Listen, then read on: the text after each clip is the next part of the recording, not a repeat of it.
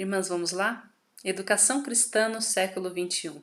Os desafios do discipulado infantil. Escolhi esse tema, irmãs, pensando no que vivemos hoje. Acho que essa pandemia, como diria John Piper, foi uma grande parábola de Deus para a gente entender o que o pecado fez com o mundo. Esse isolamento social, por um lado, trouxe morte, trouxe dificuldade para muitas famílias, para muitas pessoas, mas por um outro, trouxe vida. Trouxe um olhar em que nós não estávamos tendo a atenção que é para a nossa família. A gente que vive aqui numa capital, em São Paulo, a correria, o trânsito, o trabalho, são tantas tarefas, até as atividades na igreja, muitas atividades, nos sufocam. E por vezes nós não estávamos dando a atenção que os nossos filhos, que a nossa família merecia.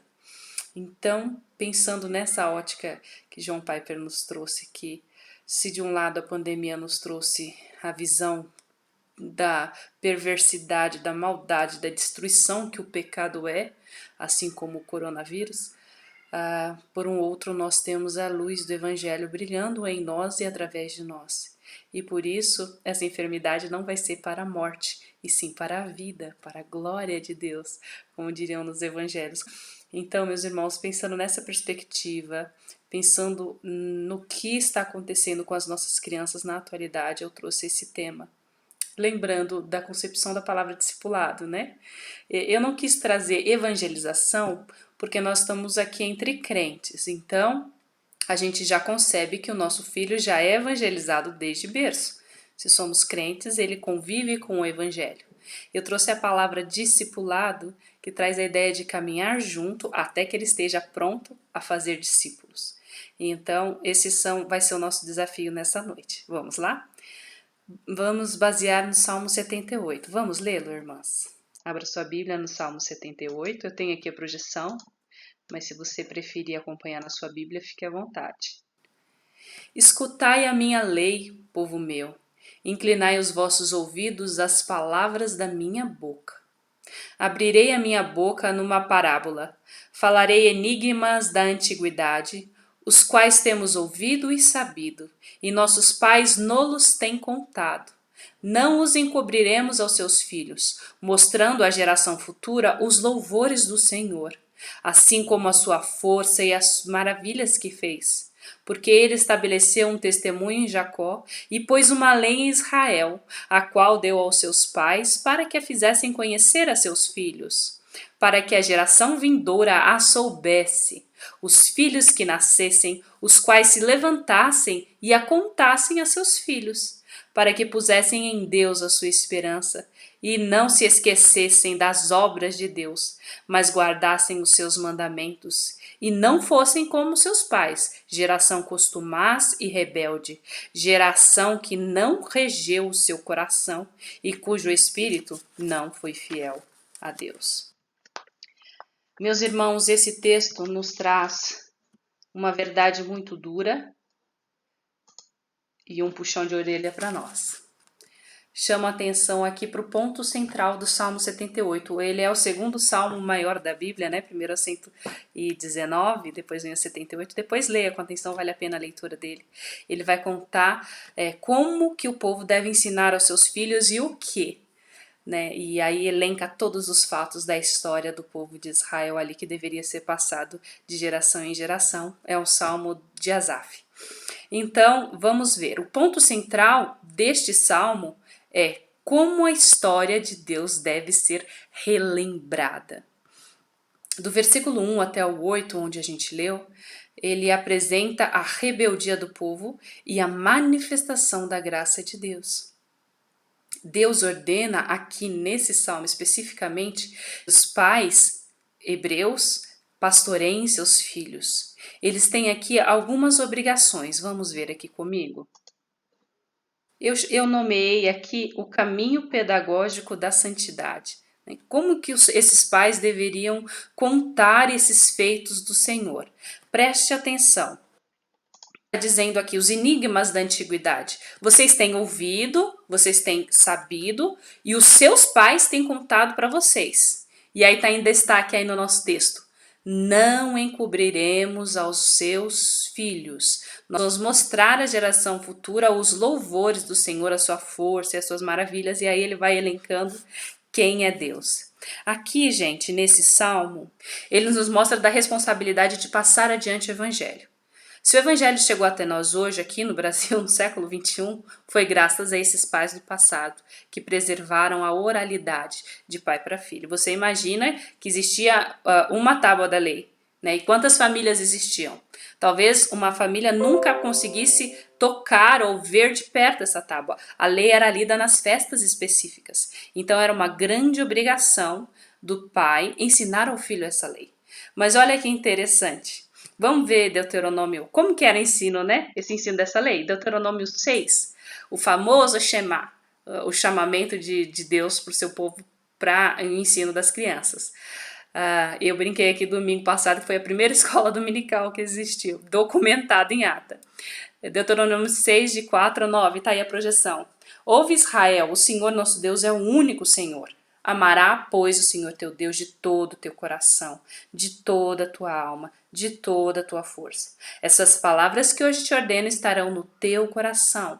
Tu as inculcarás a teus filhos e delas falarás, assentado em tua casa, andando pelo caminho, e ao deitar-te, ao levantar-te. Também as atarás como um sinal na tua mão, e te serão por frontal entre os olhos, e escreverás nos umbrais da tua casa e nas tuas portas. Então, qual que é esse anúncio do mandamento que o Salmo 78 está nos mandando? Está aqui, em Deuteronômio 6,9, como era para ser feito. Presta atenção, minhas irmãs, nesse destaque aqui que a gente colocou. Às vezes a gente acha que era como um mantra, que as pessoas iam repetindo e repetindo, mas olha esse mandamento, e aqui está no imperativo. Amarás, pois, o Senhor teu Deus, de todo o teu coração, de toda a tua alma, de todo o entendimento. Então, primeiro, o que Deus manda primeiro para os pais é que os pais amem ao Senhor. Não era uma memorização sem sentido. Era um amor verbalizado em palavras. Então presta atenção, a gente só pode ensinar a lei do Senhor se a gente ama esse Senhor.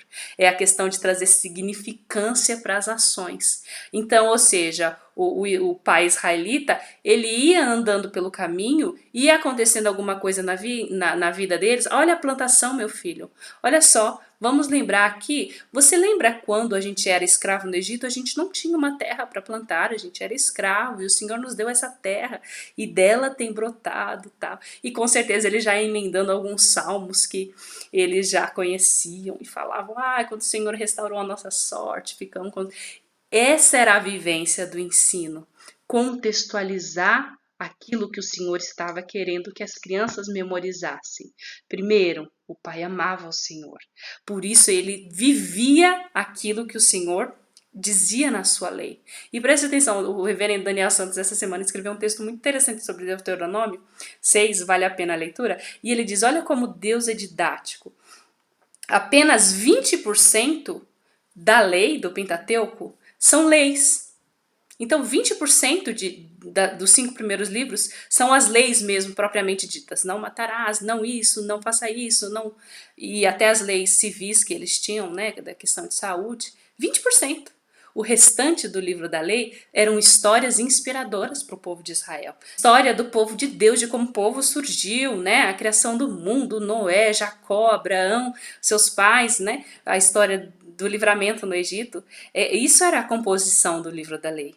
Então, era essa vivência que ele estava chamando. Então, era para escrever nos umbrais das portas, sim, a lei, né? Os 20% que tinha que decorar.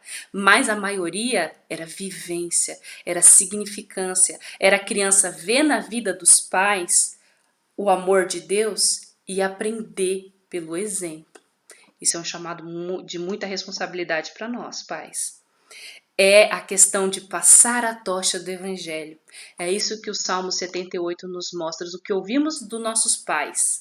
Não vamos esconder nós vamos dar aos nossos filhos, ou seja, o fogo que eu recebi como uma tocha, né, como um corredor correndo, que meus pais me deram, eu vou segurar e quando for a minha vez eu vou passar para o meu filho e eu quero que meu filho passe para os meus netos e assim por diante. É assim que o cristianismo funciona, né? De pai para filho, de pai para filho. É esse ensino que o Salmo está nos atentando aqui.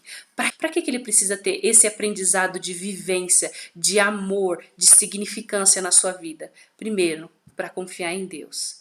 Olha, filho, o Senhor nos libertou do Egito. Você quer saber como foi? Com poderosa mão. Essa dificuldade que a gente está vivendo agora aqui, com essa colheita, não é nada perto do Senhor dos exércitos que nos deu essa terra. Sabe como a gente conquistou essa terra? 7 voltas em volta de Jericó. Enfim, e aí o pai ia emendando e dando significado a uma dificuldade ou algum aprendizado do cotidiano, e a criança ia entendendo e digerindo aquilo, ia sendo nutrida pelo aquele conhecimento. Para quê? Para confiar em Deus, no Deus de Israel, o grande Deus. Para quê? Para observar com consciência os seus mandamentos. Até a gente viu uma charge rodando aí essa semana pelo Facebook, né? Uma cerquinha escrita a lei de Deus. E aí um moleque pulando a lei e o outro falou assim: ei, isso não é uma cerca, é uma proteção. E aí o outro menino cai num abismo e realmente a lei de Deus é uma proteção.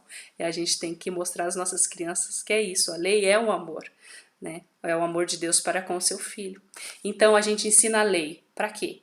Para que ele confie em Deus, para que ele obedeça aos seus mandamentos, para que ele seja fiel a Deus. Esse é o nosso caminho, essa é a nossa luta. Cristo deve ser o centro da nossa família. Pensando nisso, minhas irmãs, que eu trago esse tema de discipulado. Com todos esses desafios, com tudo isso que a gente tem que ensinar para os nossos filhos, que não é coisa pouca. O que fazer? Quais são os nossos inimigos? Quais são as principais dificuldades que enfrentamos? E como fazer isso de forma eficaz? É o que nós vamos apresentar nessa palestra hoje. E se você tiver alguma dúvida, eu peço que você anote no chat, no final a gente responde juntos, tá bom? Então, primeira questão que a gente vai ver. Chamei aqui de o caminho pedagógico da santidade. Como conduzir meus filhos a Cristo?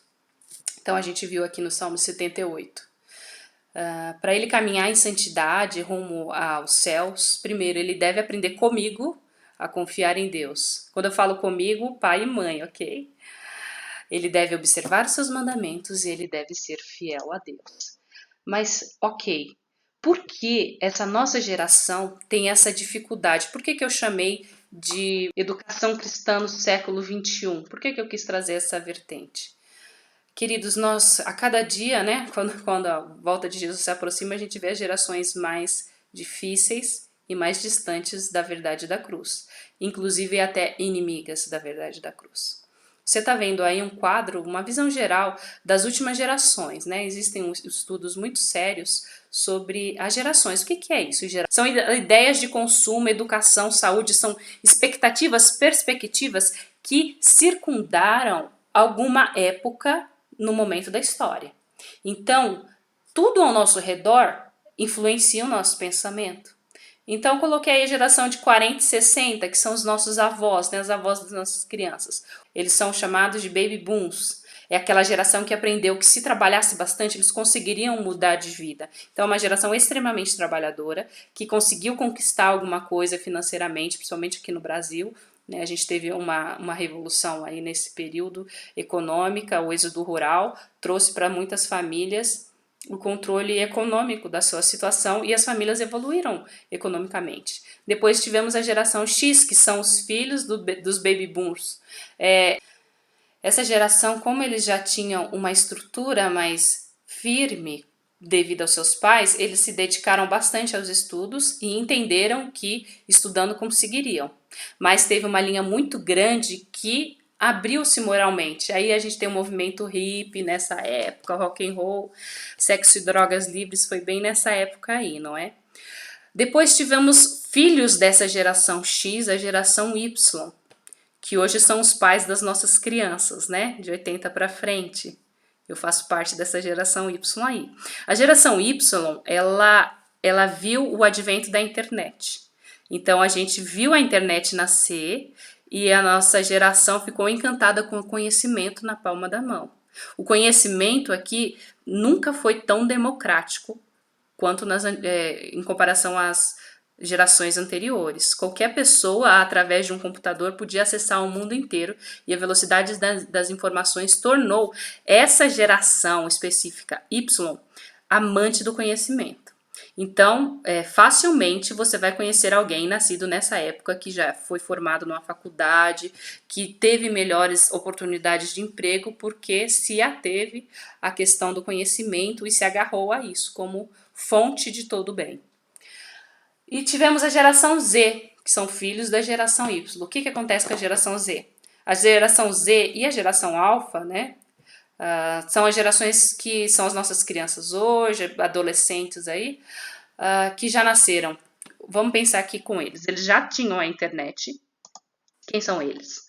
Eles já tinham a internet quando nasceram. Já estava bem estabelecida, já chegava em todos os confins da Terra. Eles tinham facilidade ao acesso da informação, eles tinham acesso ao estudo e eles tinham uma oportunidade econômica melhor do que os seus avós, porque os seus pais, privilegiados pelos seus avós, obtiveram para eles. Então, quem que a gente encontra aqui?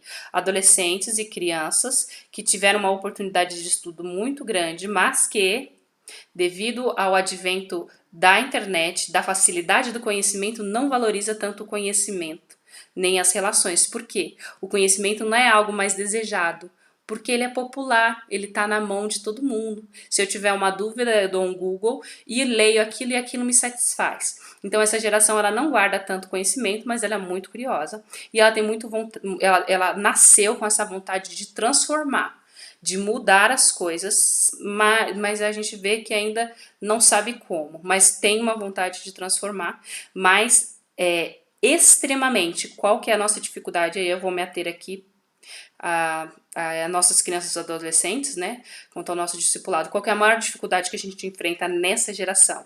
São extremamente autocentrados, egocentrados.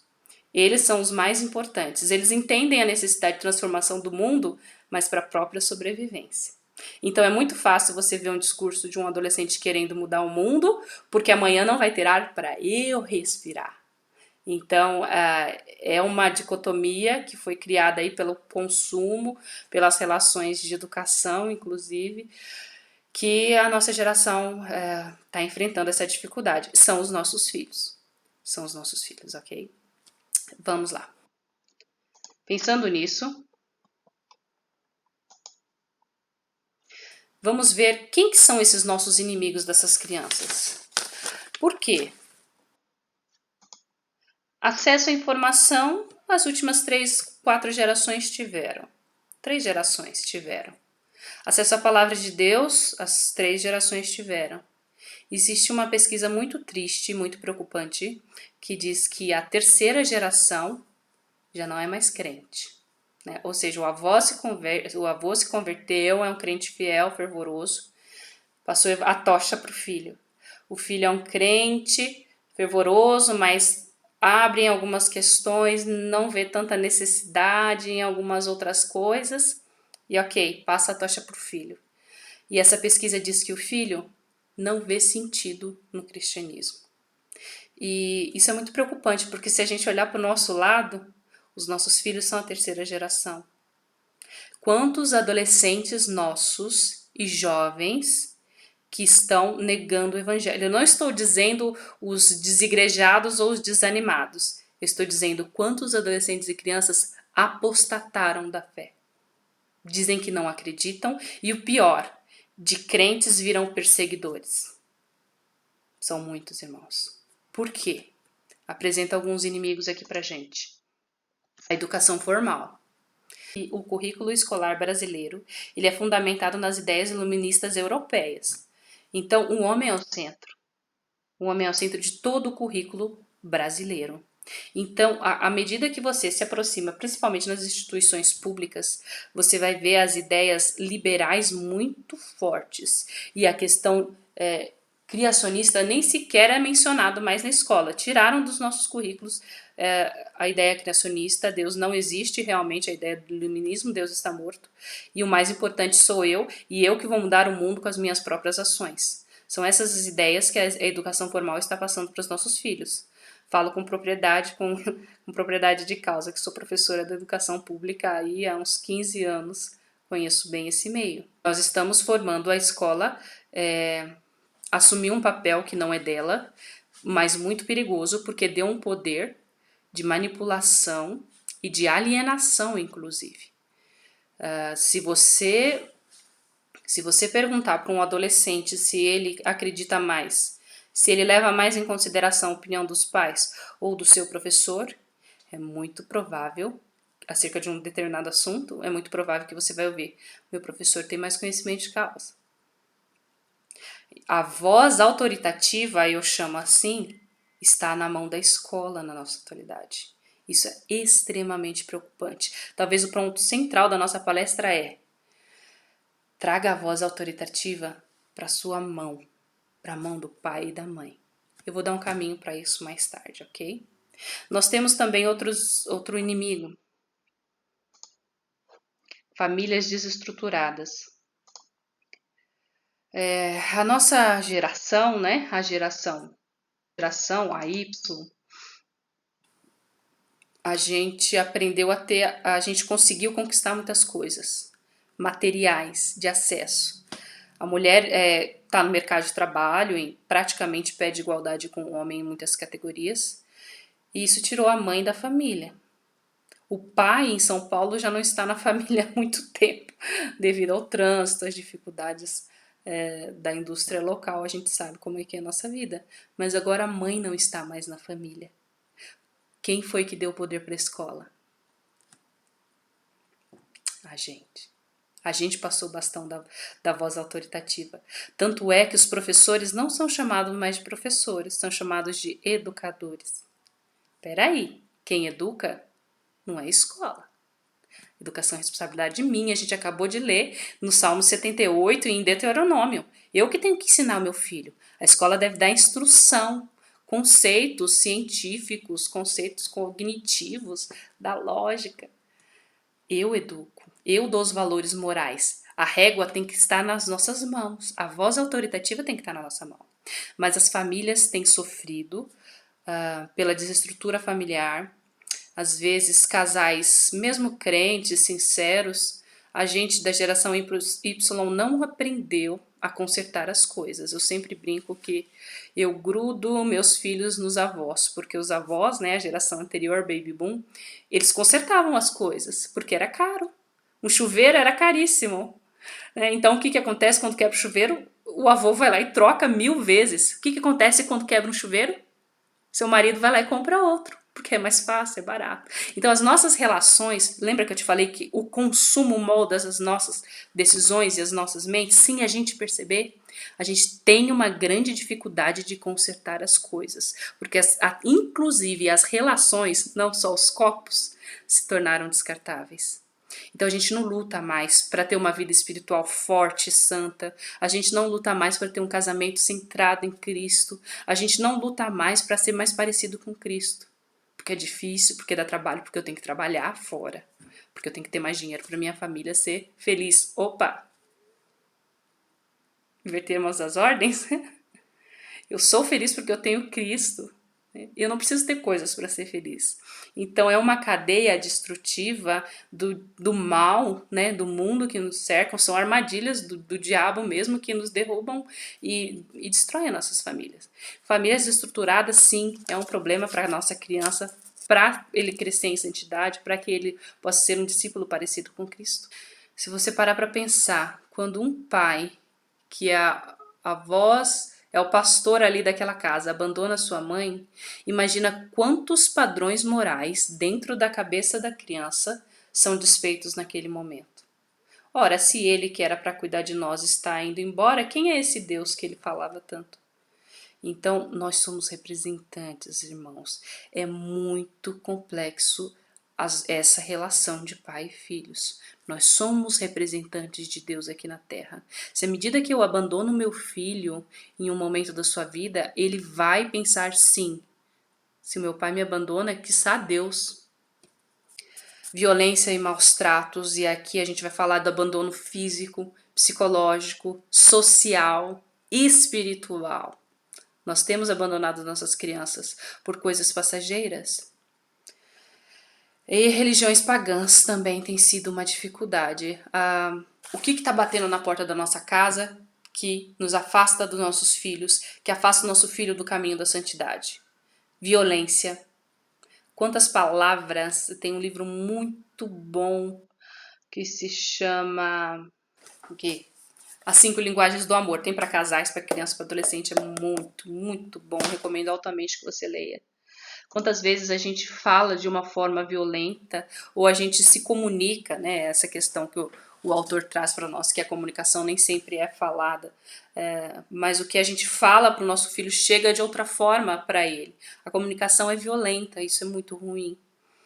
O consumo, por vezes a gente supre a nossa ausência com coisas, né? Então, o que a gente está ensinando para os nossos filhos? Que coisas são mais importantes do que pessoas? Extremamente perigoso.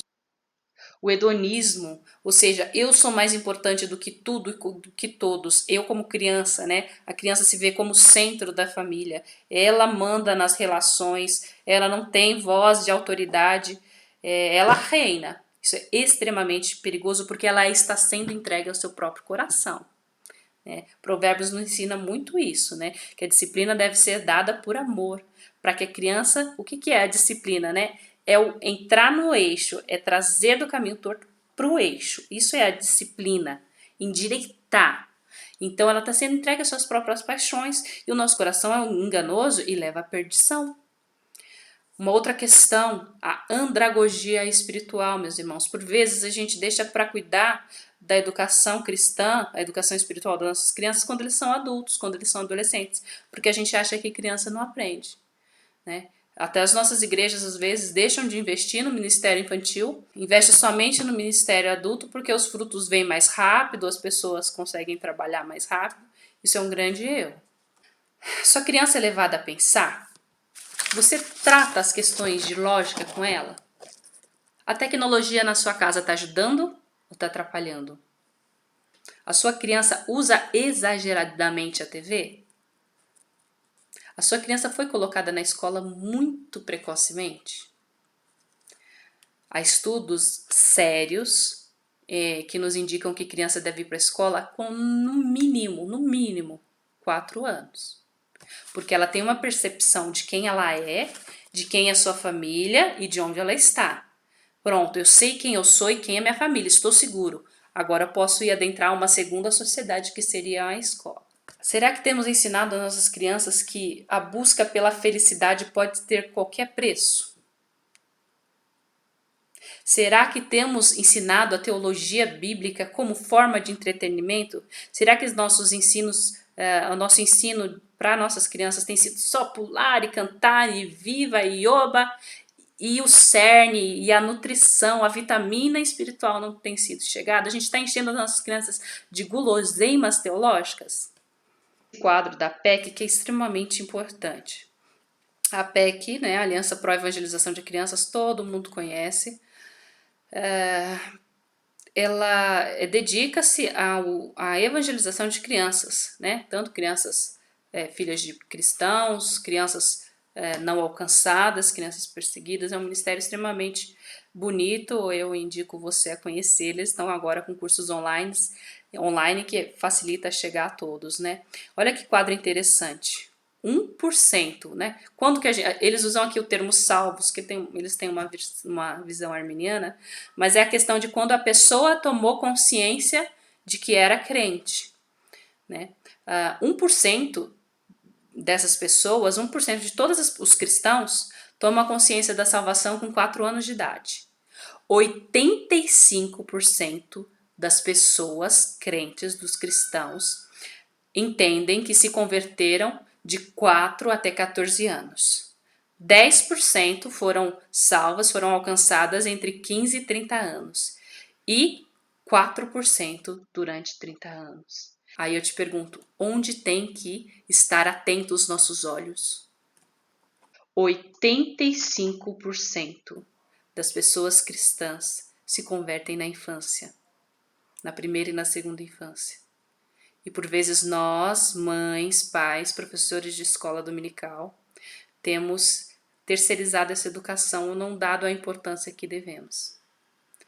Pois eu gostaria que nessa noite você fosse tocado e seus olhos fossem abertos para entender que a salvação do seu filho é responsabilidade sua, está nas suas mãos. É claro que o Espírito Santo é que convence do juízo, da verdade e da justiça. Mas nós somos os escolhidos de Deus para trazer o mandamento, para apresentar, para nutrir esse solo em que a semente vai ser plantada. Quem tem que preparar o solo somos nós, é a nossa responsabilidade. A semente, quem planta é o semeador, quem dá o crescimento é o semeador. Mas o solo está nas nossas mãos, nós somos mordomos dos nossos filhos, eles não são nossos. Eles não são nossos. Brincadeiras perigosas, mais uma questão que o inimigo nos traz. Gente, vocês já ouviram falar de jogos GTA? É um tipo de jogo de computador, a classificação é 14, 16 anos, mas muitas crianças têm acesso com a permissão dos pais. A criança tem que, o personagem, ele é um bandido que ele tem que assaltar, roubar o carro, sair atropelando as pessoas. Quanto mais gente vulnerável ele atropela, mais pontos ele ganha, e aí ganha lá quem assaltar e ganhar mais dinheiro. Isso é um exemplo dentre muitos outros jogos que o diabo tem usado para entrar na nossa casa, na nossa frente. É matar, é roubar, é destruir. O que a gente está ensinando para as nossas crianças? Filmes. Quantos filmes, inclusive com a nossa permissão, a gente deixa que as nossas crianças assistam? Filmes adultos, a classificação não está lá para crianças e a gente deixa que eles assistam. Inclusive, filmes que nem nós deveríamos assistir. O inimigo tem entrado pela nossa casa com a nossa mão, com a permissão do controle remoto, com a permissão do jogo de videogame, com a nossa senha. A gente libera o acesso para as crianças, para o YouTube, para o videogame, para as mídias em geral. Temos que estar atentos, meus irmãos. Zacarias 8, 4 até 6 diz assim: Assim diz o Senhor dos Exércitos: ainda nas praças de Jerusalém sentar-se-ão velhos e velhas, levando cada um na sua mão o seu arrimo, por causa da sua muita idade. As praças da cidade se encherão de meninos e meninas que nelas brincarão. Assim diz o Senhor dos Exércitos: se isso for maravilhoso aos olhos do restante deste povo naqueles dias, será também maravilhoso aos meus olhos? Diz o Senhor dos Exércitos. Aqui o profeta estava revendo a volta do povo de Deus para sua cidade, e os meninos e meninas brincavam com seus avós, né? Precisando de uma bengalinha ali ao redor. É da natureza da criança brincar. Grande problema da geração Z e Alpha: a falta de relações. Nós fomos criados como seres relacionais, nós precisamos de gente, de pessoas. Deus falou para Adão: não é bom que o homem viva só. Por que você acha que nunca na história foi registrado casos de depressão e de suicídio entre crianças e adolescentes tanto quanto no presente século? Falta de relações. Qual é a questão que o adolescente, aí o pré-adolescente, faz em casa? Entra no seu quarto e fecha no seu mundo, na sua tribo. Você percebeu que essa geração não está usando nem mais o Facebook? Eles estão deixando as mídias sociais de lado. Estão falando unicamente com aquela tribo que eles escolheram ali pelo WhatsApp. O WhatsApp tem tomado essa questão do YouTube, porque ele sabe que o YouTube é público, então as outras pessoas que não interessam vão ficar vendo e julgando, e não é isso que essa geração quer. Eles querem autonomia de pensamento, eles têm eles têm uma quantidade de conhecimento tão grande que traz uma falsa maturidade para eles, pensando que conhecem e sabem alguma coisa do mundo, quando de fato não estão prontos para aquilo que eles têm acesso. Então se fecham nas suas tribos, se fecham no seu mundo, se amoldam àquela tribo que eles escolheram, e as relações são virtuais. A gente sabe que na adolescência Deus nos criou muito perfeitos, né? A gente tem um hormônio que chama dopamina. por conta do crescimento exagerado da adolescência, essa dopamina zera no organismo. E só volta a normalizar depois na juventude, 20, 22 anos. A dopamina é conhecida como hormônio da felicidade. Por que os adolescentes têm um humor tão oscilante? Dopamina. Falta de dopamina. O que produz dopamina? Relações. Amigos, música, esportes. Isso sobe o nível de dopamina. Por que a nossa geração não teve tanto problema com depressão quando éramos adolescentes? Porque a gente não tinha internet, a gente tinha que sair pra rua para conversar, sentar nas calçadas e brincar até tarde, conversar, enfim, a gente tinha que se relacionar. Essa geração não precisa se relacionar. Ela se relaciona inclusive com robôs, com youtubers. Muitos nem têm amigos. Passam o dia assistindo youtubers, pessoas que produzem conteúdos para determinadas tribos específicas e pronto. É ali. É lógico que vai entrar em depressão. Porque nós não fomos criados para sermos sozinhos. Fomos criados para estarmos em grupo. E não estamos preparando as nossas crianças, nossos adolescentes para estarem em grupo. É muito mais fácil eu dar um celular para minha criança, para o meu adolescente e deixá-lo lá no quarto sem me incomodar na minha faxina, ou nos meus estudos, ou na minha carreira. É muito mais fácil. Mas não é o ideal. Eu fico extremamente preocupada quando eu vejo um adolescente conversar sobre filosofia como se fosse um adulto, e é muito conhecimento, isso é muito bonito, porque nós pais, proporcionamos uma educação de qualidade para os nossos filhos. Só que eu fico extremamente triste e acabada quando eu vejo que esse mesmo adolescente não sabe nem abrir em Ageu. Não sabe nem a contemporaneidade dos profetas de Israel. O amor que esses adolescentes têm a causas do mundo, como feminismo e lutas contra o meio ambiente, é tão grande, tão bonito de se ver. Mas o amor que ele tem para com a igreja, que é o corpo de Cristo, que deveria ser o seu próprio corpo, é indiferente. E eu sempre falo para os nossos adolescentes, você não precisa se juntar a causas sociais. Você não tem que ser feminista. Você não tem que ser defensor da ecologia. Você tem que ser cristão. O cristão por si só já luta contra todas essas diferenças. A minha capa, o meu bordão, não é o que o mundo me diz, é o que Cristo me diz. Quando eu sou cristão verdadeiro, essas outras capas, esses outros títulos mundanos não cabem em mim. Eu sou filha de Deus, pertencente ao corpo de Cristo. É lá que eu tenho que me desenvolver, é lá que eu tenho que desenvolver meus dons e talentos para a honra e para a glória de Deus, para o crescimento da igreja. É lá que eu tenho que aprender a amar o próximo como a mim mesmo.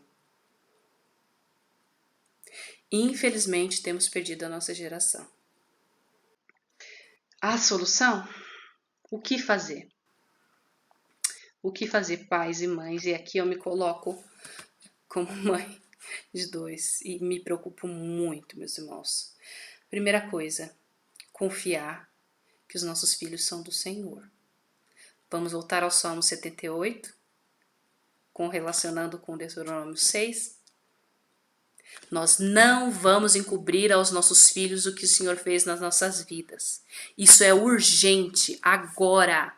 Filho, vem aqui, senta aqui. Olha, quando eu fiquei desempregado em época tal, olha esse salmo aqui que me falava tanto ao coração. Olha, quando o Senhor restaurou a sorte do Senhor, eu fiquei como quem sonha.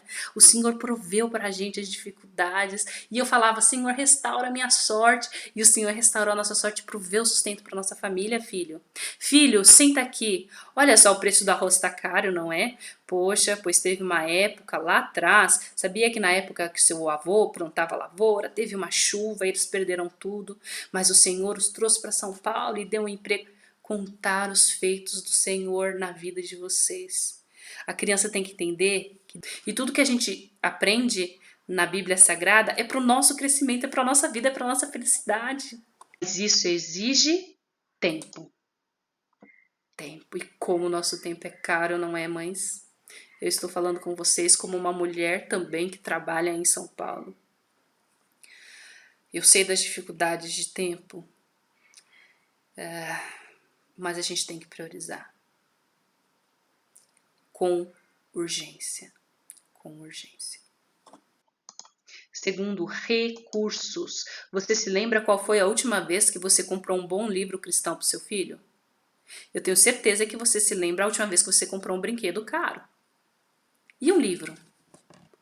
Quantos bons livros cristãos o seu filho tem acesso? Seu filho criança e adolescente. A gente está falando aí da infância 1 e 2. Ele tem acesso a isso. Ah, mas é muito caro.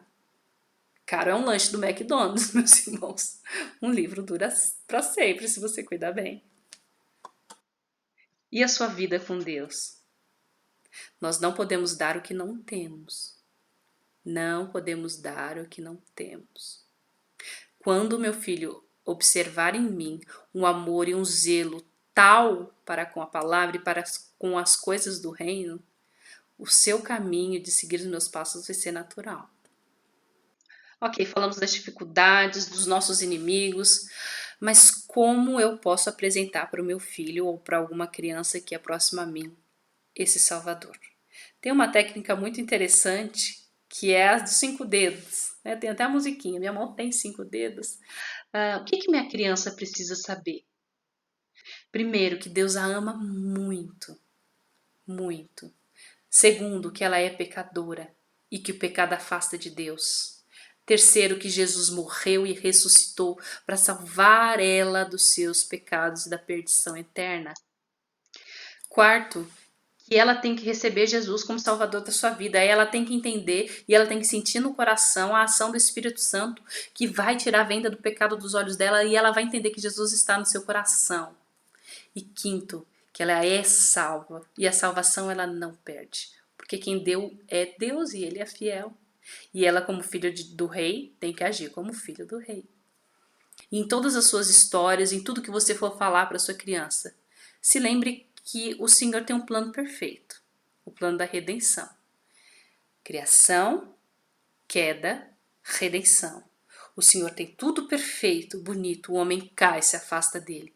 Mas o próprio Deus provê a salvação.